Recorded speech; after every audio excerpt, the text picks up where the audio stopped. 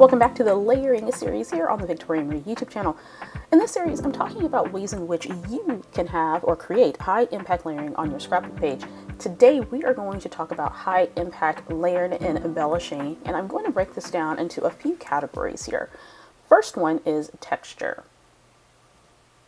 To create high impact layers, you want to make sure that you're using products that have lots of texture. So here I have a tray full of products that have a variety of different textures. So I have some metallic, that little frame with pom-poms. These really fun little paper flowers are great to use on scrapbook projects, particularly mini albums. Acrylic pieces, resin pieces, as well as elements that have fabric. These are adorable little fabric bowls that you can assemble and add to a layout. Also, textures that we may not always use, like leatherette textures, and those have been popular over the past few years. I love these with a little gold brad that you can easily adhere to a scrapbook project or even a card. I also like flat back brads that have the metal rims around them, as well as puffy stickers. All of these textures are fantastic to use on your layers. I recommend starting out with at least 2 or 3 different textures and then adding some in depending on your design aesthetic. Here's an example of a layout that has lots of beautiful texture. For this one, I used chipboard as well as wood veneer and cardstock die cuts to add some interest to the scrapbook page. I love the grid design because I'm able to add all these little elements in each of the boxes, just further adding to that wonderful layered texture look. Next up is color. Of course, you can't go wrong with color. When creating layered clusters of embellishments, you want to focus on a color palette to get you started. So I always recommend focusing on 3 colors, coordinating colors that coordinate with your pattern paper or maybe your photos that you can then use to create layered clusters. So here I have an example of different types of embellishments in a variety of different colors. This is another little sticker sheet here. This is from Paige Evans, super colorful, very beautiful. It also has some metallic in it. This example is from Simple Stories. It has a slightly different color palette, but you see I can coordinate that with other colors from my stash and use that in a layered embellishment cluster to create a high impact look. Now here's an example of a layout where I use these wonderful little pockets, and notice those pockets have blue and yellow and green, and pink as well. Well, I went through my stash and I found elements that coordinated with the colors in those pockets. So that was kind of my color inspiration. And so the color is consistent throughout the layout, not only for the background, but also for the later embellishments to create a cohesive look. Next, you want to consider the size of the elements that you use for your layered clusters. And if you want your clusters to be high impact, then you want to have a mix of elements that are of different sizes. So here I have an example of that large flower cluster, those smaller wood veneer pieces. I like to start with the larger elements first that you can use as an anchor, and then you stack with your medium-sized elements, and then you add details with the smaller elements.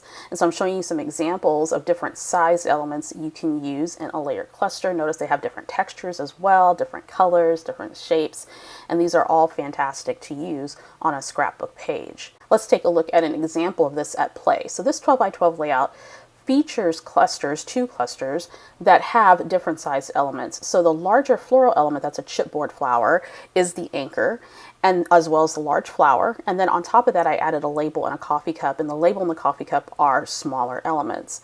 To the bottom layer, again, I have the chipboard flower, the large die cut flower, and then I added in smaller elements with the label, the little bowl of lemons, as well as the camera. And all of that works together to create a really high impact layered composition. Here's another example of a 12 by 12 layout where I use pockets as the large anchor element, and then to the pockets I layered in smaller elements. So we have the die cut flowers as well as the epoxy circles that are of different sizes. I have kind of a mid-size one and then smaller ones as well. And I like to add each of these elements, or at least some of these elements, to each of my clusters. So I have the die cut flowers, I have the epoxy circles in each of the clusters, and then of course adding the tiny little puffy flowers, if you see those there, just to add that added detail, and that rounds out that layered cluster composition. Now, of course, we can't talk about size and not talk about scale. And scale is basically the size of one element in relation to another. So again, here's an example of some products where I have some larger embellishments compared to the smaller elements as well. So instead of creating layered clusters that have the same size elements, when you vary the scale, Not only does it add a lot of interest to your layered clusters, but it gives your eyes something to look at and to take in. So it can take in the larger elements and then relax a little bit by taking in the smaller elements. So here's an example of this. I absolutely love this layout. So at the top I have the title, which in scale, the word journey is pretty big. And that is flanked with smaller scaled items to add a lot of impact and interest. Opposite of that, I have my photos, and again, layering in some tags as well as some other embellishments of different scale. So the tags are a little bit larger, but notice I have some tiny stickers and whatnot. And then opposite of that is a smaller cluster with the same thing. You have the labels that are a little bit bigger, and then of course the smaller scaled elements that flank and layer on top of those labels. So all of that together creates a really interesting layout design. Now, another thing to consider when creating high impact layers is the shape of the elements that you use. So when I create layers of clusters, I want to make sure that those layers feature different shaped items. So maybe I have a camera that's paired with a floral element, or maybe a tag that's paired with a circle brad.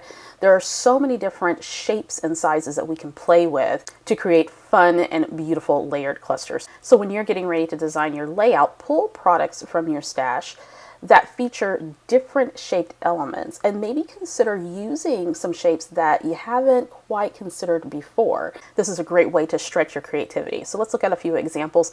This example is a clean and simple layout where there's not a ton of layered embellishing, but it's just enough for it to be high impact. So at the top I have 2 tabs, and notice that even though I'm using 2 tabs, they're different shapes. I've also included circular elements as well as a label where the word cosplay is layered on, and that particular label has some detailing on the edge. That subtle bit of shape difference can add so much interest to a layout. Another example, this is another 12 by 12 layout, and I have a lot of shapes going on here. So we have the large circular element in the center, the rectangular shape of the frames. I also have hearts, circular enamel dots, of course the flowers. So there's a lot of different shapes that all work to bring this layout together.